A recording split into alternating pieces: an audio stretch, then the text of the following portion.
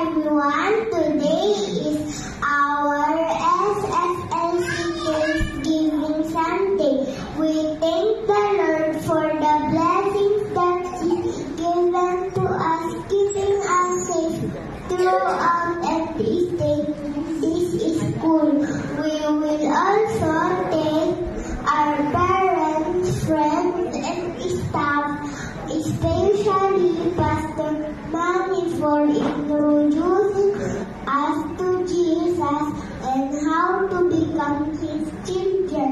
We hope and pray to always remember and to cherish the lessons that we have learned. We are now going to sing our gratitude song. We hope this will be a blessing to all of you.